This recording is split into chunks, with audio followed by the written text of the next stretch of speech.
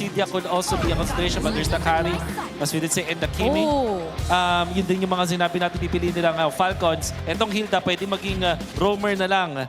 Minsan na EXP. And you're gonna be looking for somewhere along the lines of an Arlot here para sa Falcons. Kasi meron siyang synergy with the Eve at maganda siya kung sakali laban sa isang Pakito at as well as this carry. Last option siguro dito yung Benedetta pa rin pero may damage yung Falcons. But I feel like top option dito, number 1 is that Arlot. Number 2, Benedetta. 3 maybe, they can consider the Terisla. Nasa baka matunaw nga lang pero yun, one of the considerations din yan. Yeah, and because of the Hilda, I feel like they will be a bit more flexible when it comes to their EXP lane pick kasi meron naman na magiging in charge nung panggugulo mo talaga in the early stages of the game. And you would potentially expect to see Master Owen all over the map, though not necessarily directly, no, na magiging panggulo. But kakasabi ko lang ng gulo, they pick up the glue. So even Clash of the Titans. Let's jump into this best of 7 grand finals. Game 1, will it be TLPH or Falcons to get the first blood in the series? It might be a little bit easier here for TLPH to do that. Hey, flat easy! Gets a shield, forces a flicker. Out of 40. Action the opening seconds of the game. Yeah, what a good read there, actually. Knowing that he already hit level 2, he went into the bush, flat, to get just a little bit of shield. And since Sanford was still at level 1, he could not take the risk of eating up a combo. Whoa. Oh my lord, Open here put down about a sliver of health. What are these Titans up to? They're trying to poke. They know they have to be aggressive. Uh-oh, JP put down a 5th. And Falcons are just checking. Yeah, so as I was saying earlier, it might be easier for TLPH to get first bloods. And Falcons know this, so they're upping the tempo, they're continuing their invade. As I mentioned earlier, they are taking pages off of Onyx's book with the early game rotations, with the sudden swerve. We thought that maybe that glue would go into the roam, or excuse me, the EXP, but then they switched it up, which makes it a little bit easier to manage the Paquito as the Hilda. So instead of looking at the center, they look to the side and the presence of the Paquito. So interesting because, you know, how many times have we seen Ogwin now pick up this glue pick? Whether it was originally planned or they just swerved it out, that's fine. Ogwin, for the most part, he's felt a lot of deaths on it, right, throughout the playoffs so far, and I feel like at the same time, this lineup, this ability to go ahead and bring in the Hilda, to go ahead and allow him to alleviate some of the pressure on him, will help Team Falcons approach the fights better, because before, it was mostly Ogwin playing up that front side, flap. Oh, whoa. Here comes Kyle, calls in Barbiel. Stampedes through the 2 members of Liquid. JP checking range. Ogwin spacing him out. They go for the turtle. Okay, It'll be good. They go for the turtle. Santi's around the corner. Doesn't have the traction pulse yet. Flap's really low. So Falcons might have to give this up. There's no Phantom Steed either. Hodges and RWA pulls it out. And in comes JP. Turtle gets reset. Ogwin put down a 1/3 of his health. No one to mount just yet. So Flap just forced the flicker back. A lot of ult spent by Falcons this early on. Looks like it's going to be a win for Team Liquid Philippines and Turtle number 1. They don't need to keep the aggression up. They go back into their rotations. I love what I'm seeing from these two so far. It really feels like I'm watching a more chess-like version of MLBB, maximizing every ability, every battle spell, and not giving away a meaningless kill. Shades of the early exchange from Falcons versus Onyx last night. Yeah. There was a team fight wherein Haji also pulled out the item a little early, which led to the opponent getting the objective. Falcons gotta fix that. Yeah, he also had some clutch ones, you know, and so Golden Hour going to be used here.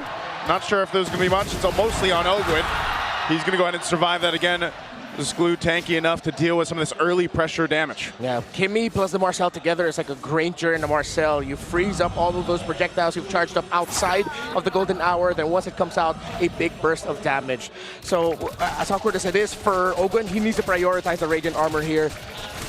He needs that extra magic defense to survive the pokes coming in from that Kimmy. Despite them, yes, being a Fredrin and a Paquito, you have to look at the magic defense to keep yourself alive.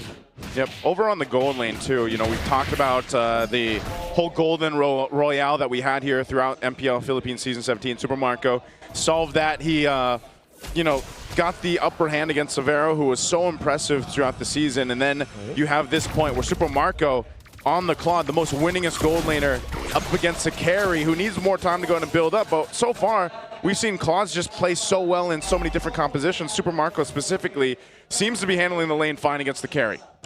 It's good also that despite us ending up with a Fred and Leomord matchup, it's not the, okay, everyone just farm up, manage your lanes, and then let's go ahead and see each other in the turtle. They're still trying to find small wins and skirmishes in the river. More modern style, old school objective-based MLBB. So yes, we might not see a lot of kills, but we will see a lot of action because of those little trades. Yeah, I think that's why, again, you know, that K2V for both teams, micro is important, but even the macro, the objectives, we've seen sort of an evolution of the, you know, turtle and lord dances. Neither have to be forgotten. You have to be good on both. Yeah. So if Falcons keep slipping up these micro decisions, they're not even going to get to these minute-long lord dances. Sanford brought Flap low. Flap got the recall, and now he's coming back. Oh, Cloud's in, and there's a golden hour to stop the turtle take. Down to an eighth of itself. Ogwin spacing out Carl. Sanji wailing away. RWF good. He still secures.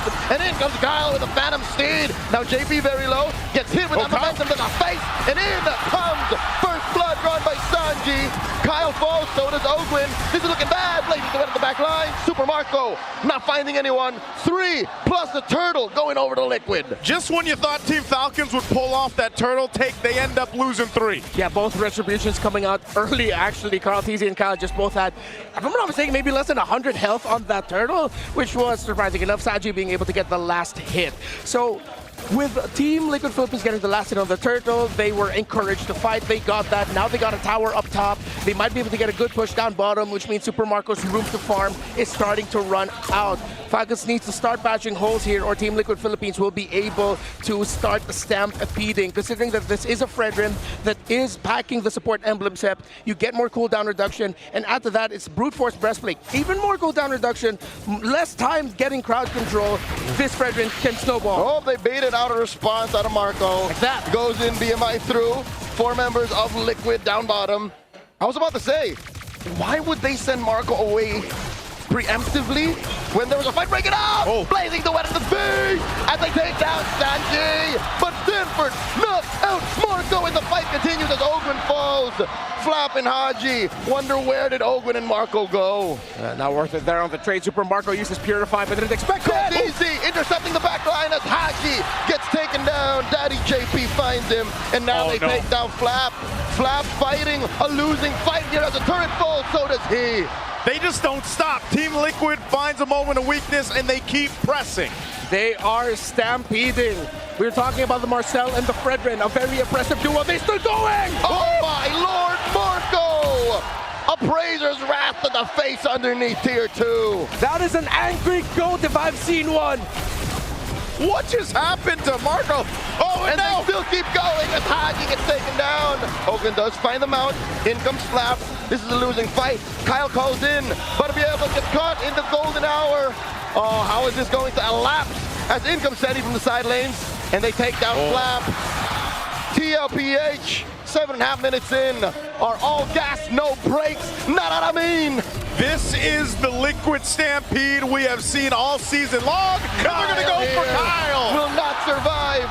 Sanford's packing dynamite in his hands. Way too quickly. After that turtle loss, Liquid did everything perfectly with how they managed the map, with Falcon sending Marco to bot.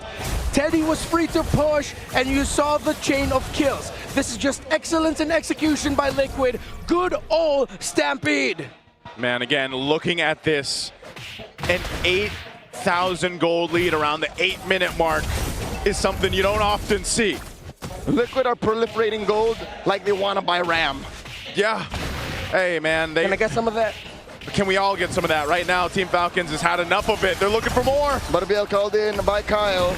There was just a feint as Liquid looks for more elsewhere on the map.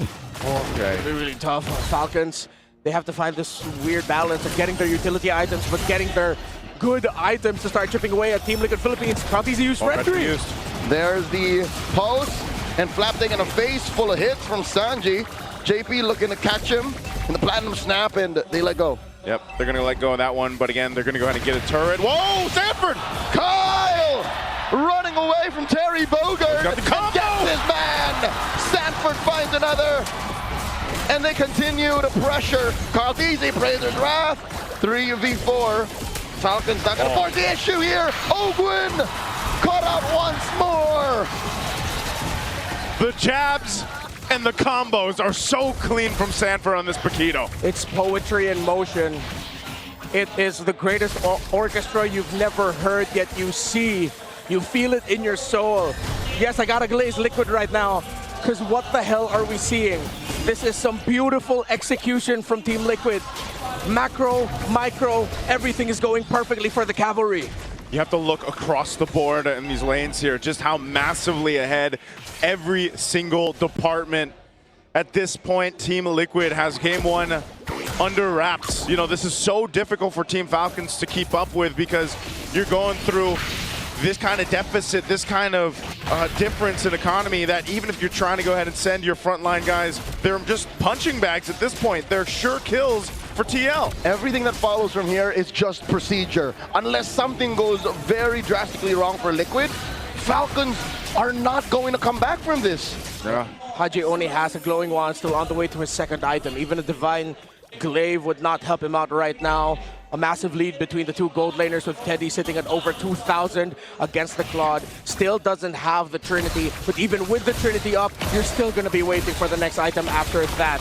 What Liquid has done here is an evolution of what we've seen of the double marksman, double carry style of strategy, because they have an EXP laner that is much more high damage dealing and fast at rotating. It speeds up. Okay, Aji pops that real world manipulation in hopes to defend. Sanford's inside, compromising Flap as they switch targets over to the inhibitors. Falcons can keep their inhibitors. Liquid is taking the disciplined route. Yep, they'll keep them up. Base turrets, though, did take some damage here. TL, with this kind of lead, looks to go ahead and potentially take down a base turrets off of this, too. They know the RWM is used. We'll see if Haji gets it back. There's the mid turret going to be worked on. Kyle taking hits from Sandy. Down goes that mid lane inhibitor, and Ogwin gets annihilated. Super Marco blazing duet. Backwards as the golden hour is brought out by JP. Teddy takes down the bottom lane, top lane left. The only bastion for Falcons. Their base is about to get stormed. Got the wave in mid. I don't know if I can recall seeing this kind of lead in the MPL Philippines Season 17 yet. 14,000 gold under the 12-minute mark is absolutely insane for Team Liquid on this Stampede in Game 1. Team Falcons hold on to one base turret. What do they do here? Is this one of those situations where you have to start just thinking, we got to go again? Yeah, they have to turtle it out, and I wouldn't be surprised if they're already thinking, oh, go next. Yeah. See what we can do so that we don't end up with that kind of lineup again from Team Liquid PH. And, well, if you want to look back at history with gold gaps like these, Falcons is the only team in MPL PH history to make a comeback down 16,000 gold. Was that 2 seasons ago or last Against season? Aurora. Yeah, against Aurora. Do they have another DNA, but then this Liquid team is just different, man. This lineup, it's way too difficult to make a comeback through. Again, it's a double carry with a somewhat carrying the EXP. ORWM trying to put down JP. Ogwin gets the mount, they pick off Daddy JP. Flap gets taken down by Teddy, and Super Marco barely survives. One for one. They just want to chase Ogwin down. At least that move right there buys Team Falcons some time in the game. Oh, there's the pulse thrown out to cancel the conceal. Ogwin with the split. Oh, just Ogwin. wasting time here. Yeah. Throws out the glueling. Krabby Patty sits, and he's already wasted more than a minute of Liquid's time. I think this is mission accomplished for Ogwin. Hey, one more! Ogwin does the impossible! A 1-for-1 trade! Where the hell did that come from? That's only the 3rd kill. They're probably not going to get a lot of it. But holy crap, Ogwin, that was pretty cool. That was the most Patrick Star thing I've seen so far. Uh-oh, Flap. Another pulse thrown out. Flap just scrambling to get into a bit of brush there. I'm still not over how he did that. Hey. There are Falcons to my right and then behind us laughing. Yes. They're probably thinking we're still probably going to lose this game, but at least we got that. At least we got to see that. Hey, maybe this is brings it to a point. Could Team Falcons go for just the Hail Mary play and try to take out the Lord in a retry steal? Hey, they shaved off 3K. They did. Small baby step. Gotta mean something. Small Patrick step in the right direction, man. Imagine what if that is the turning point of a comeback? I mean, probably not, but cool. Falcons can't even get any opening of the map because Liquid are still taking care of their map. They're they realized that Falcons would still want to get the tower up top. So instead of sending a 5-man around the Lord pit, you don't need it. They keep Sanford there, and Sanford was more than enough to stop Falcons from trying to even push up top. Yeah, I like this. Of course, the build that Sanford's going, because we've seen a couple different versions of the Paquito right now. So he's just got the wings, the Oracle for some defense, but he's able to go ahead and pump out enough damage too, just because of the damage items he got. In hindsight, most Paquitos just build the same way at the end. Yeah. It's just what you prioritize first. And here, Sanford said, you know, I'm going for knockouts. He started to build damage first. Now, Liquid looking to siege that tier 3 up top. Count Easy very low. Left Easy looking for it. In comes BL. Blazing the wet by Marco. Compromising one, and Cold Easy falls. Golden Hour able to save him. RWM finds no one as Kyle falls before anything else could happen for Falcons. Okay, so Falcons keep going on the Fredrin. Wait, hold that thought, sorry. Conceal use. JP going for the back. Going for it. There's a tracking shot. Lord still standing. Super Marco and Flap used everything to try and take care of this wave. Lord wailing away. Sanji blasted the members of Falcons, and that's it. Liquid are first to the board.